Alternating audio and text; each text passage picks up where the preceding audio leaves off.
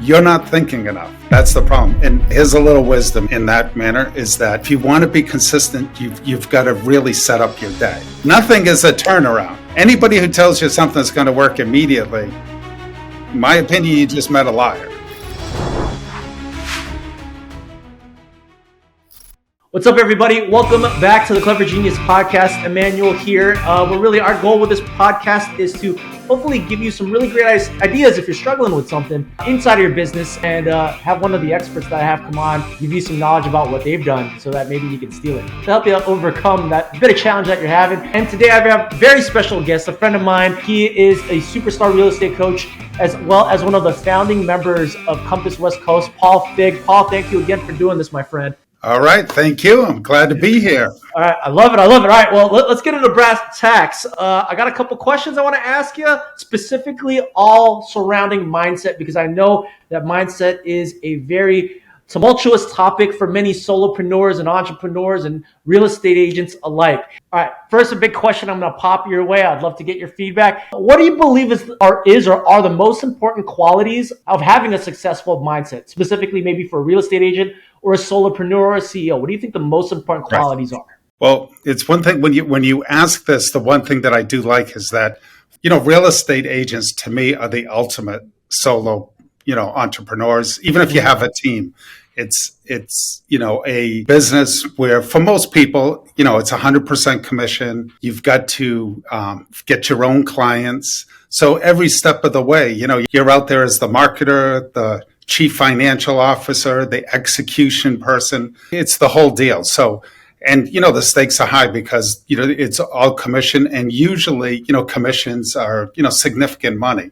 So to me, it's definitely, is one of the, definitely one of the more, I wouldn't say difficult, but there's definitely a lot of challenges that go with that. So with that said, I do think that, mindset is where it all starts. And, I come at the business a little bit different. I've been doing this for, in real estate for over 30 years. So I feel like I have a lot of experience. I've tried most everything in real estate myself and experienced it. And I know at different times, there's people that I've gone to and these, talking about mindset. And a lot of it is kind of like rah-rah bravado type of mindset. It's like the run through the wall, be all you can be, that type of thing. And to me, when I look at mindset is, for one thing, it's got to be, authentic to you. That's like one of the most important points. But to me, I think of mindset as more when you're coming through it with humility is what I look as the mindset. And it's to be more humble. And the reason for that, I'd like to have everybody that I work with operating from, a state of being clear, confident, and consistent.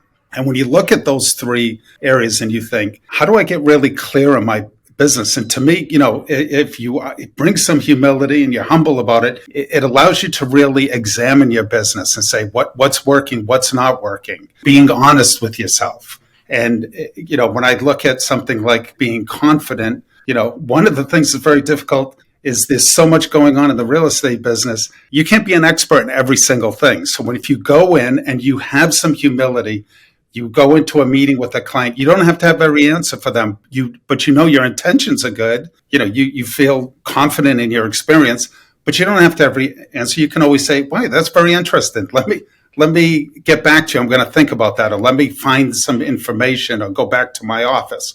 So it takes the pressure off of you, and but you can still be confident. You can still be confident in what you're doing, but you don't have to be perfect. And who is perfect when it comes down to it? And absolutely. And then the last one is consistency, which to me is the secret sauce of real estate. And by being consistent, you have to get in there and do the work. So everything's leading up this mindset of I got to get out there and basically do the work. And it's a day to day. Some people look at it as a grind, but I look at it as it's your business. You're doing it every day. You want to be consistent. And one of the things, again, about being humble is you can't control the outcome. So the biggest setback that agents have often is when they get disappointed or things don't work out perfectly for them, and then they get off track of doing what they're doing, or they lose faith. And look at the life cycle of a sale from the time that you get. I know this is a big part of your business. So you're looking at the full life cycle from getting a lead to a closing sale. I mean, best case Yeah, scenario, how many massive. yeah. And there's so many things that are outside your control in the world, but we got to just plug away and do the best job that we can.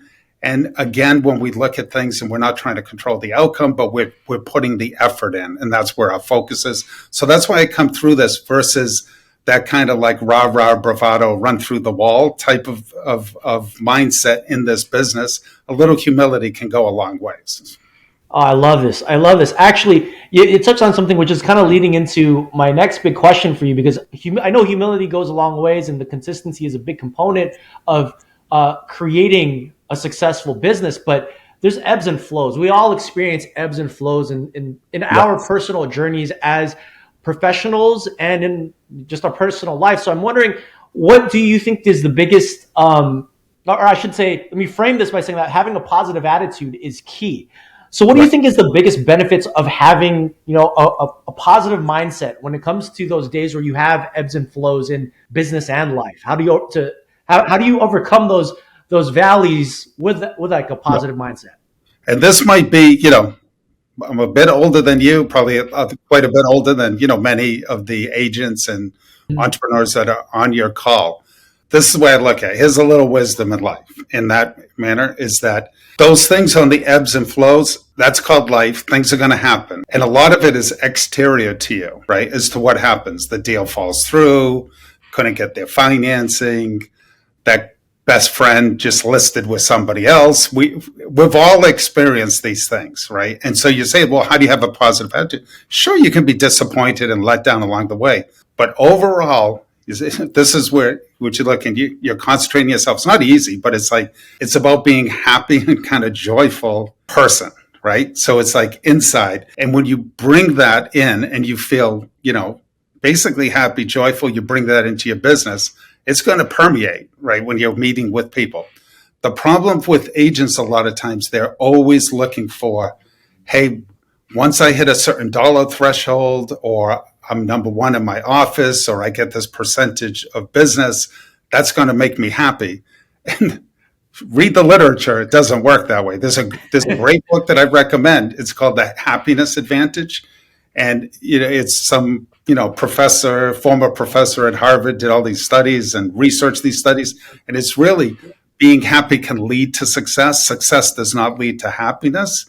And when you look at it, that's where you talk again about the positive mindset. It's you're bringing in and, be grateful every day. There's all kinds of good things going on. It's just, what are you going to be focused on? And granted, hey, we all get knocked down, go for a walk on the beach for the day, get up the next day and go at it again. So that's kind of how I look at it. But a lot of it is more, you got to focus on the internal. That's the way I look at it. I love it. And I want to backtrack, because what you said right now actually reminds me of what you just said earlier about consistency. And I think one of the big things with regards to staying consistent is making sure you have a proper system to kind of lead the way.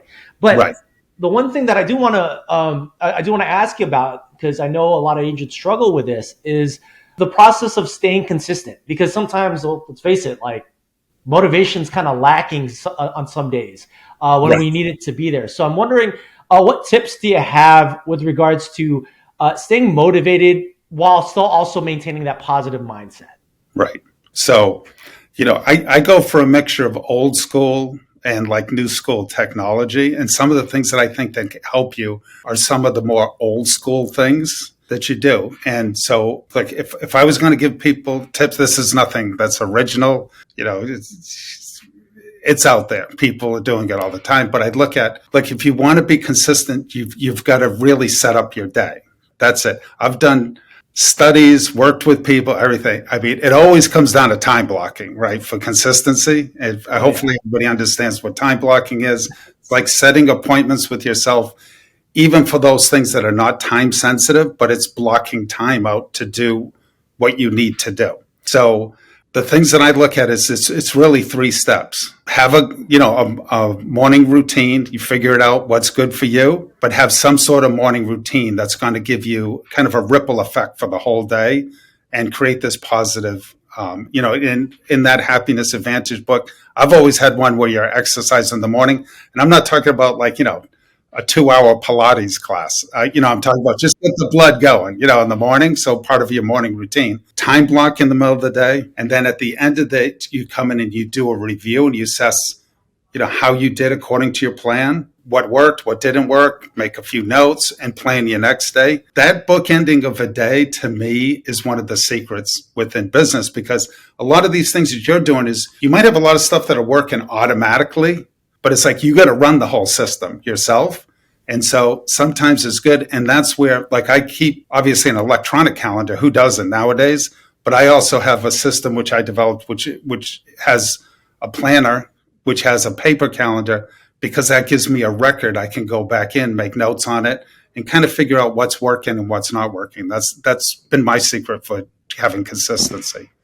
I love it. I love it. Having chaos, which is the opposite of consistency. Exactly. And it reminds, there's a couple of things that reminds me of, which is like, if you don't own your calendar, or if you don't own your time, someone else will, which is the importance of time blocking. And then lately I've been consuming a lot of like Rob Dyrdek, entrepreneur, was a skateboarder, like his content. And he talks a lot about like quantitative data, where he'll take a look at, like what you said, at the end of the day, did you hit all your marks? Did you do everything you said that you were going to do? He'll take a look at that and kind of give himself a grade.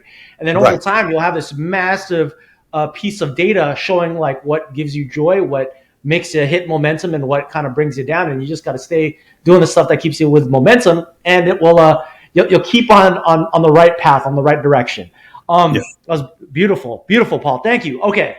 Now I got to flip it and talk about the negatives, because I feel like so many people talk about all the great mindset things that you need to have, because you need to stay positive and things need to go your way. And if you do this and this and that and the other, like you'll be some seven-figure real estate agent. But I don't think enough people talk about the negatives. So I would love to take a good portion of today's conversation to really take a deep dive about those people that are in real estate, but to say it lightly, they're suffering. So let's start off with some examples of, the idea of having a negative mindset and how that hinders a real estate agent's success. Like what would you define as having a negative mindset? Let's start with that. To me, I don't think anybody goes into anything, wanting to have a negative mindset. There can be people who just don't seem as happy as some other people, but it's, you can't be in this business and be negative. But here's the one that you look at is, when I talked about it, I try to help people be clear, confident, and consistent. Well, when I start working with people, often the state that they're in is worried, traumatized, and frenzied is the way I look at it. And my acronym for that is WTF. And so worried, right? Worried is, okay, having these, maybe negative feelings around and emotions around what's going to happen in the future. It hasn't happened yet, but you're worried about it. And in real estate, you open an escrow and you go, I bet they're not going to close. This inspection is going to go terrible. They're not going to get their financing. You can start going down that path. It's all these what ifs, and it's worrying. Now, sometimes I always tell everybody, I said, sometimes when you're worrying, it's that survival, anthropology kicking in, and it's like an intuition, and you got to think like, all right, is this just like some sort of nervousness, or do I predicting something that probably is going to happen and I got to fix it before it comes in? That's different. But a lot of people just are worried of what's going on in the future. The other part, when I talk about traumatized, people can bring trauma that they have from, childhood, growing up, marriages, whatever happened, serious stuff. They can bring that in, and that can be derailing, in a business and crushing, really. So for people that have serious issues, I tell them, like, seriously, there's professionals out there. Go get help if you need it, dealing with things if it's continuous. But a lot of people, in real estate for trauma, it is experience. Like one agent told me she was going to meet with a client. It's an over $20 million listing. And as she was going there to meet with them, she has a partner, and the partner wasn't going to be at the meeting because he was doing another showing. And he texted something to the effect of, hey, I had this meeting on this other one. Sorry, I wasn't with you all, but I pitched, your house and they want to see it. And the owner came back and texted, I don't want to waste everybody's time. We don't even have a price yet. And so from previous experience, because the agent called me, she's upset. She's like, somebody had this before. They said, I don't want to waste your time. Then they just wasted my time. I spent months and nothing happened. And so that's more like a business trauma. So you immediately go to thinking of something that didn't work out. And when I spoke to her about it, in this case, what it was they had promised this this homeowner a broker's price meeting. So you're going to get a bunch of agents together to tell you what they thought about the house and then come up with the price. And I said, your client is telling you, like, let's stay with the plan. Let's not jump ahead. He doesn't want to waste everybody's time and showing the house without having a price yet. It makes sense. Your mind immediately went to kind of a negative thought. So it's not, it's like this, a snap of a finger that you could do it. And then when you look, and that's it. I had another client this morning that called me. She's like, they were going to write on this house again. These are expensive properties. They were going to write, but then they decided it's too far from the school. And she was very disappointed. And I said, well, that means your client is giving you the information that helps you find the house that does match what they want. That's great. So to me, granted, I don't have to have the emotions because I don't have as much writing on these when I'm talking to the agents, but you can just see how they can take you on this pendulum swing because, you say $20 million, waste of time. There's a big drop between that. Yeah, exactly. I guess then if, like this pendulum string, it's a very high stress, high anxiety situation. So Right. Is there something that you could recommend, like from a self-awareness standpoint, or maybe something that you can use to educate some clients or some agents that are watching now that are Right. dealing with these pendulum swings with regards to managing the stress and the anxiety? Right. Well, look, that's where when I talk about the man, I mean, you got to take care of yourself, right, on this. Yeah. So there is something. I do think that bit of having that morning routine with your got a little workout, a little meditation, but also in the moment when something happens, you got to be quick because a lot of times the reaction is going to that worry and trauma, right? That's where your mind is going. Instead of taking a beat on it and just saying like, okay, we're getting further along with what I want, because it's a lot of times, I think it's that immediacy that we're looking for. Again, the controlling factors. And, if you are humble and you're sitting there and this stuff happens, you're like, well, I mean, nothing is guaranteed in this business. That's why you get paid a lot of money in real estate, because if it was guaranteed, it'd just be a regular job. And so it isn't, you can't control all the results, but a lot of times you sit back, don't necessarily react to everything and kind of sit back. That is also, and I have to tell you one other like little life hack that I learned, because I'd had people that I've worked with coaching, and it's about, doing as much as you can during a day. So you're scheduled in, right? So at the same time, you're not giving yourself enough time to think. So to me, you need to leave white space in your calendar, blank space, to be able to have that time to process. And to me, that's one of the biggest things, because I'm always telling agents, you're not thinking enough. That's the problem. And when I look, so say something comes up and it's a problem, I look, there's like an intellectual part of that. So you got to take time to think about it. There's got to be that emotional side of it. And that's where a lot of times these are the things that hold us back on the emotions, like the worry and trauma that we have. And then it's the practical, okay, is there something that I can do, right, that you're looking at? But immediately, if you just go to a reaction, sometimes you might fly off the handle at somebody, and that's almost embarrassing if you do it, or you have, I got another great one for you. So I have an agent, very experienced agent, calls me up, and it's one where somebody was hitting him up for a referral fee because the person was I think it was a contractor, or somebody had helped him during this escrow period before it was going to close, helping the client understand that, giving a credit was legitimate for things that came up.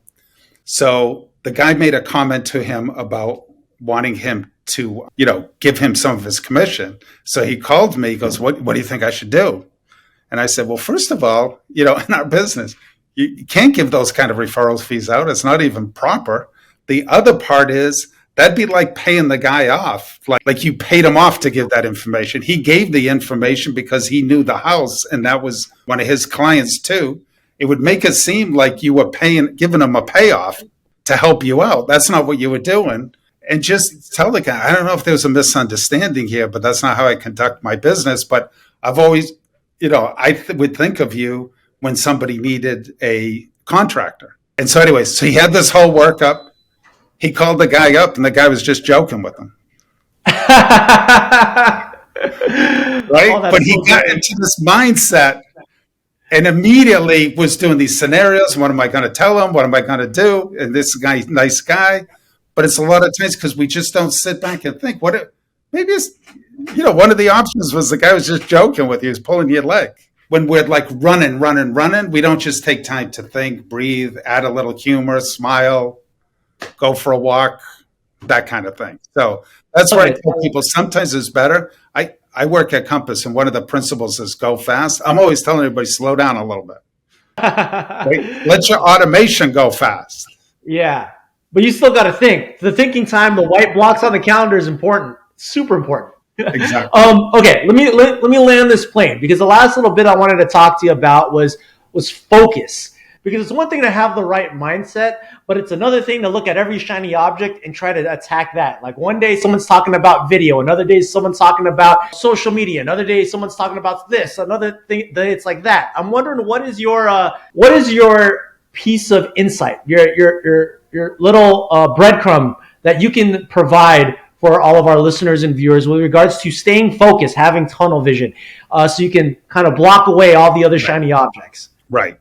So, this is one thing that I feel like the industry kind of gets wrong a little bit. I still want to be humble and not say that I have every answer, but this part I think they get a little wrong, is a lot of times they have a solution looking for a problem, right? So, and when you go to one of these office meetings, I've been there before, and I'll see, because I have agents that I work with, advising and coaching within the same office that I work as a real estate agent.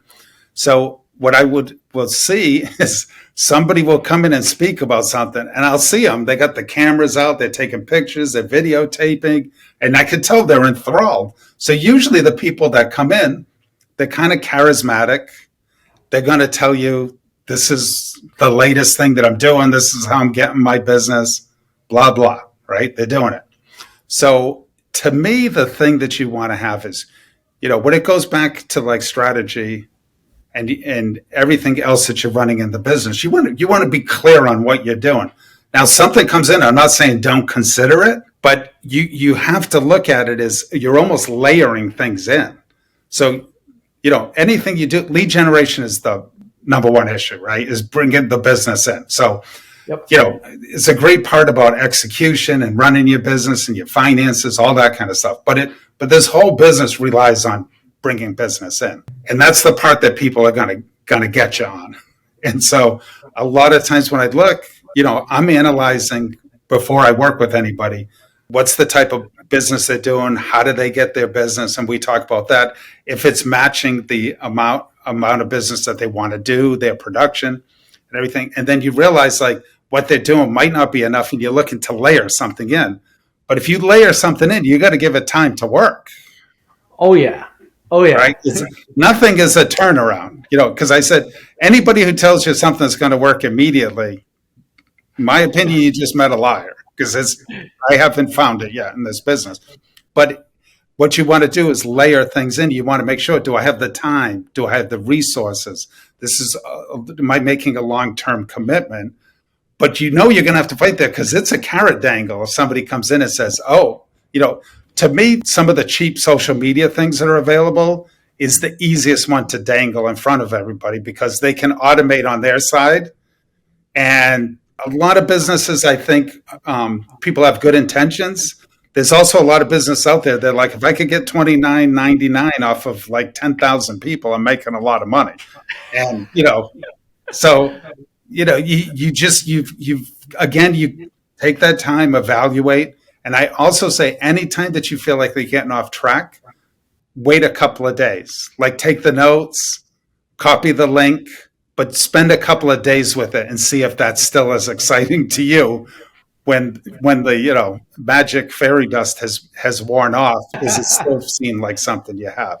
And at the end, I go back to consistency, and it's there's so many ways to come at this business, but you have to have things that you can be consistent over time, and that's how you get better at what you're doing, and you also give it the chance, to have some sort of compounding effect, whatever you're doing. Oh, I love it. I love it. And there's, I feel like I need to replay that what you just said myself one more time, because there's so much value in it.